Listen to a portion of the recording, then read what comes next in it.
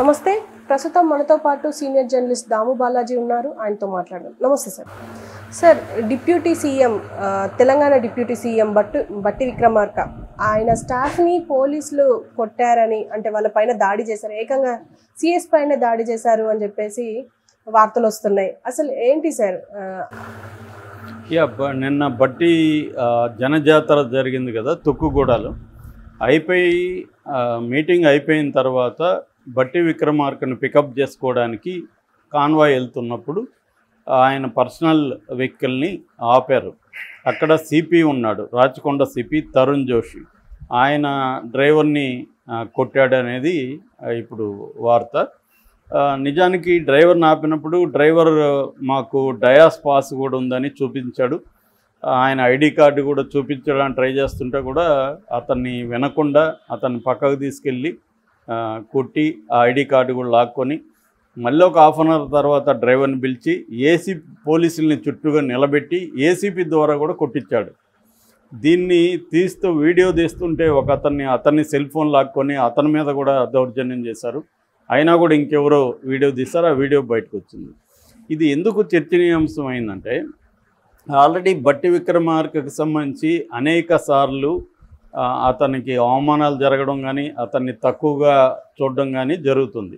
మనకి ఆ మధ్య వాళ్ళు ఒక పూజ చేస్తున్నప్పుడు యాదాద్రిలో అక్కడ ఆయన చిన్నపేట మీద కూర్చోవడం, ఇటు పొంగులేటి కానీ కొండా సురేఖ కానీ వాళ్ళంతా పెద్దపేటలు వేసుకొని కూర్చోవడం, రేవంత్ రెడ్డి వాళ్ళు, ఈయనేమో కింద కూర్చోవడం. అంటే క్లియర్గా పెద్దరెడ్లు దళితులు ఎలా ఉంటారు బయట, అలాగే అక్కడ కూడా ఉండడం. నిజానికి ఈయన ఉప ముఖ్యమంత్రి, ఈయనకి పెద్దపేట ఉండాలా, రేవంత్ రెడ్డి తర్వాత ఈయనకి ఇంపార్టెన్స్ ఉండాలి ప్రోటోకాల్ ప్రకారం అయితే. కానీ ఇది దళితులు అనేసరికి అధికారంలో ఉన్నా కూడా పేరుకి అధికారంలో ఇవ్వాలి కాబట్టి వాళ్ళు ఇస్తున్నారు తప్ప నిజంగా దళితులకి ఇంపార్టెన్స్ ఇస్తున్నారా, వాళ్ళకి ఇవ్వాల్సిన పదవిని బట్టి ఇచ్చే గౌరవం ఇస్తున్నారా, లేకపోతే కులాన్ని బట్టి ఇస్తున్నారా అనేది ఇవాళ పెద్ద చర్చ. చాలా చోట్ల మనకి ఇదే కనబడుతుంది. పేరుకి వాళ్ళకి ఇవ్వాలి కాబట్టి స్త్రీల విషయంలో కూడా ఇదే కనబడుతుంది. చాలా ఇప్పుడు 50% కింది స్థాయిలో స్త్రీలు ఉన్నారు పేరుకి. కానీ చాలా చోట్ల చూస్తే వాళ్ళ బ్రదరో, వాళ్ళ హస్బెండో, వాళ్ళ ఇంకొకడో మేల్ పర్సనే డీల్ చేస్తున్నారు. అంటే డిఫాక్టో సర్పంచ్ మేల్ పర్సనే ఉంటాడు. ఈమె ఊరికే సంతకాల కోసం ఎప్పుడైనా అవసరమైనప్పుడు తీసుకెళ్ళి ప్రదర్శన కోసం పెడుతున్నారు తప్ప ఆమెకు ఇంపార్టెన్స్ ఇవ్వడం లేదు. అట్లాగే దళితుల విషయం కూడా అంతే. దళితుల విషయం కింది స్థాయిలో ఉన్నప్పుడు అక్కడున్న రెడ్డో ఇంకొకడో చేస్తున్నారు. ఇప్పుడు ఆ మధ్య కూడా వైసీపీలో కూడా ఇదే విమర్శలు వచ్చాయి. పెద్దిరెడ్డి రామచంద్రారెడ్డి చెప్పినట్టే మేమంతా వినాలని పోతలపట్టు ఎమ్మెల్యేగా ఉన్న బాబు కానీ సత్యవేడ అతను కానీ అందరూ కూడా ఆరోపించారు. ఇక్కడ దళితులకు పేరుకే ఉంది కానీ అంతా కూడా ఇది వాస్తవం. దీన్ని కాదనలేని ఒక ఆబ్జెక్టివ్ ట్రూత్. ఇది చాలా ఏరియాల్లో ఏంటంటే పేరుకి వీళ్ళకి ఇవ్వాల్సి వస్తుంది కాబట్టి ఇస్తున్నారు. బీసీలకు కానీ దళితులకు కానీ మహిళలకు కానీ. పెత్తనం రియల్ పవర్ ఎక్కడ ఉందంటే ఇప్పటికి కూడా అగ్రకులాల చేతిలోనే ప్రెడామినెంట్గా కనిపిస్తుంది. దానికి బట్టి విక్రమార్క ఒక లేటెస్ట్ ఎగ్జాంపుల్. ఆయన కాదని ఆయన అంటున్నాడు కానీ ఇదే ఎగ్జాంపులే. ఆ పూజలో ఒకటి, తర్వాత ఏమో మన ఇఫ్తార్ విందు అనుకుంటా. ఇఫ్తార్ విందులో ఓవైసీకి ద్రాక్ష తినిపించడానికి వచ్చినప్పుడేమో ఆయన వారించాడు రేవంత్ రెడ్డి ఎవరిని, బట్టిని. అదే పొంగులేటి ఇస్తూ ఉంటే మాత్రం సైలెంట్గా చూస్తున్నాడు. అంటే పొంగులేటిని వారించాలిగా మరి, అట్లాంటప్పుడు అది కూడా బయటకు వచ్చింది. అట్లాగే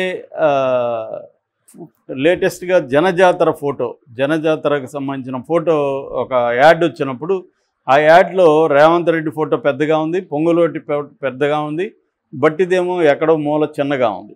అది కూడా ఇప్పుడు వైరల్ అయింది. అంటే నిజానికి ప్రోటోకాల్ ప్రకారం రేవంత్ రెడ్డి తర్వాత అది పెద్దగా ఉండాలి, పొంగులేటిది ఎందుకు పెద్దగా ఉంది అన్న చర్చ వస్తుంది. ఇది చాలామందికి సిల్లీగా అనిపించవచ్చు. మామూలుగా అయితే దీన్ని ఎవడు పట్టించుకోడు. కానీ ఇక్కడ ఏం జరుగుతుందంటే వరుసగా జరుగుతున్నప్పుడు ప్రతిదీ గమనిస్తారు జనం. సో ప్రతిదీ చర్చకు వస్తుంది. అలాగా ఇప్పుడు ఒక సాక్షాత్తు తరుణ్ జోషి బట్టి విక్రమార్క డ్రైవర్ని ఇలా కొట్టాడంటే ఆయన కొట్టడం మళ్ళీ కొట్టించడం, అంత కసి ఎందుకు అతని మీద? ఒకవేళ తప్పు చేశాడు, తప్పు చేస్తే నువ్వు లీగల్గా చేసే పని చేయాలి తప్ప. అంటే ఇక్కడ 2 యాంగిల్స్ ఉన్నాయి. ఒకటి బట్టి దళిత ఇది కాబట్టి అతను ఏం చేసినా ఏం పీక్కోలేడు అన్న ఒక ఇది ఇతనికి ఉండాలి. ఇది ఒక యాంగిల్. రెండో యాంగిల్ ఏంటంటే పోలీసుల దౌర్జన్యాల గురించి అనేకసార్లు వస్తూనే ఉన్నాయి. ఆ మధ్య హైకోర్టు కూడా మందలించింది, పోలీసులకి కొంత పౌర హక్కులు ప్రజలతో మెలిగే విధానం నేర్పించండి అని కూడా హైకోర్టు డీజీపీని ఆదేశించింది. ఈ మధ్యనే 1 మంత్ కూడా కాల. ఎవరో మహిళ వెళ్తే రూట్గా ప్రవర్తిస్తే ఆమె హైకోర్టుకి వెళ్ళింది. హైకోర్టుకి వెళ్ళినప్పుడు డీజీపీకి ఆదేశించింది హైకోర్టు. అయినా కూడా మారలేదనేదాన్ని సాక్షాత్తు సిపి తరుణ్ జోషి, అతను బట్టి విక్రమార్క డ్రైవరా ఇంకొకడా అనేది పక్కన పెట్టండి, ఒక మనిషి మీద పబ్లిక్గా కొట్టే హక్కు ఇతనికి ఎవడిచ్చాడు?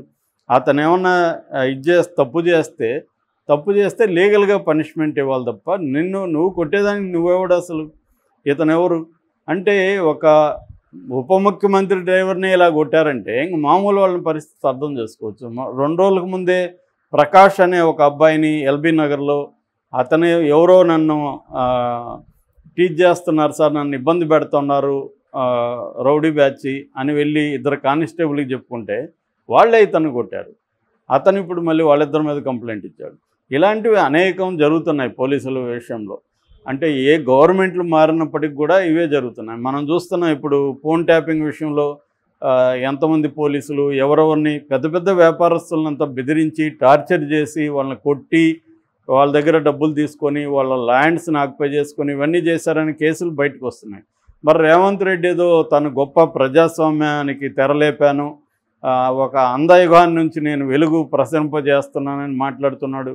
మరి ఇతని మీద ఇప్పటివరకు ఏం చర్య తీసుకున్నారనేది ఇప్పటివరకు రాలేదు. తరుణ్ జోషి మీద సాక్షాత్తు వాళ్ళ ఉప ముఖ్యమంత్రి డ్రైవర్ని పబ్లిక్గా అలా కొట్టి మళ్ళీ ఏసీపీ దగ్గర కొట్టించి చేశాడంటే ఈ తరుణ్ జోషి అనే వ్యక్తి మామూలు ప్రజల మీద ఇంకెంత దౌర్జన్యం చేస్తాడు?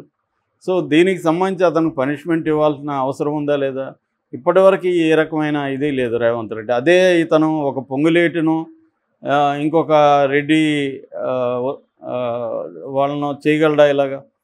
ఇక్కడ కూడా ఏంటంటే దళితుడు కాబట్టి ఇతను ఆల్రెడీ చెప్తున్నాడు కదా, నేను బట్టి ఉప ముఖ్యమంత్రి డ్రైవర్ని సార్, నా దగ్గర డయాస్ పాస్ ఉంది, నేను ఆయన పికప్ చేసుకొని రావాలని చెప్తున్నప్పుడు నీకు అంత ఇది ఉంటే వాళ్ళ పిఏకి ఫోన్ చేయాలి, బట్టి ఇట్లా రమ్మంటారా లేదా నాకు కనుక్కోవాలి. అది వదిలేసి అతని నేరం ఏం చేశాడు? అతని డ్యూటీ అతను చేస్తున్నాడు, పోయి పికప్ చేసుకోవాలి. కాబట్టి ఆ డ్యూటీ చేస్తే ఇతను తనని కొట్టడం అనేది ఎంత ఘోరం అనేది మనకు అర్థమవుతుంది. సో దీంట్లో ఏంటంటే ఒకటి బట్టి విక్రమార్కకి ముందు నుంచి కూడా ఒక అవమానాలు జరుగుతున్నాయి. అంటే ఇక్కడ ఏంటంటే కాంగ్రెస్ పార్టీ రేవంత్ రెడ్డికి ముఖ్యమంత్రి ఇవ్వాలని ఎప్పుడో డిసైడ్ అయిపోయింది. ఎప్పుడో కూడా ఆయనకు హామీ ఇచ్చేసింది, నీకే ముఖ్యమంత్రి, నువ్వు కానీ పార్టీని అధికారంలో తీసుకొస్తే నీకు మంచిదే, ఫైన్. కానీ అది చెప్పలేక ఓపెన్గా ఊరికే ఒక ఇదిలాగా ఈయన్ని కూడా పోస్టర్లలో పెట్టడం మొదలుపెట్టారు, దళిత ఉప ముఖ్యమంత్రి. సో వీళ్ళకి ఇవ్వాలి కాబట్టి దళిత ఉప ముఖ్యమంత్రి ఇచ్చారు తప్ప నిజంగా రాజ్యాధికారంలో భాగం చేయడం అంటే ఇది కాదు కదా. డెసిషన్ మేకింగ్లో భాగం అవ్వాలి. సో ఎవరైనా కూడా డెసిషన్ మేకింగ్లో భాగం అయితేనే వాళ్ళకి అధికారం ఉన్నట్టు, కానీ డెసిషన్ లేకుండా ఊరికే ఒక దాన్ని ఏమంటారు దిష్టి బొమ్మలాగా కూర్చోబెట్టి మొత్తం నిర్ణయాలు అన్నీ తీసుకొని కనీసం తనకి ఇవ్వాల్సిన గౌరవం ఎవరు ఇవ్వకుండా అయినా కూడా అతనేమో సమర్థించుకుంటూ ఉన్నాడు. ఎందుకంటే అతనికి ఆ పదవి రావడం గొప్ప విషయం కావచ్చు, సో దాన్ని సమర్థించుకుంటూ అతను ఉన్నాడు. కానీ ఇదంతా కూడా రాంగ్ సిగ్నల్ వెళ్తాయి ఖచ్చితంగా. రేవంత్ రెడ్డి కూడా దీన్ని ఆలోచించాలి. ఇది చిన్నవే పేరుకుపోయి మెల్లగెళ్ళేది. కేసీఆర్ మీద కూడా ఇలాగే జరిగింది గతంలో. అందుకే హరగోపాల్ ఒక ఇంటర్వ్యూలో రేవంత్ రెడ్డితో ఇంటర్వ్యూ చేసినప్పుడు హరగోపాల్ ఇదే అన్నారు, బాబు మీరు ఇప్పుడు అన్నీ బాగానే చెప్తారు, రేపు అధికారంలోకి వచ్చినాక మీకు మిగతా వాళ్ళకి ఏమీ తేడా ఉండదు. కేసీఆర్ కూడా అధికారంలోకి రాకముందు మాతో ఇలాగే చెప్పేవాడు, అధికారంలోకి వచ్చినాక మా అపాయింట్మెంట్ కూడా ఇవ్వలేదు, నువ్వు కూడా అంతే అనేది కూడా ఆయన చెప్పాడు. లేదు సార్, నేను ఇవన్నీ మీ దగ్గర నుంచి నేర్చుకున్నాను, నేను ఫాలో అవుతాను చూడండి అని కూడా రేవంత్ రెడ్డి ఆ రోజు చెప్పాడు. సో ఇప్పుడు రేవంత్ రెడ్డి కూడా కేసీఆర్కి భిన్నంగా ఏమీ కనిపించలేదు. ఊరికే బిగినింగ్లో కొన్ని సింబాలిక్గా భిన్నంగా ఉన్నట్టుగా చేస్తున్నాడు తప్ప ఇన్ ఎసెన్స్లో డిఫరెన్స్ అనేది ఏమీ కనిపించట్లేదు. Okay sir, thank you.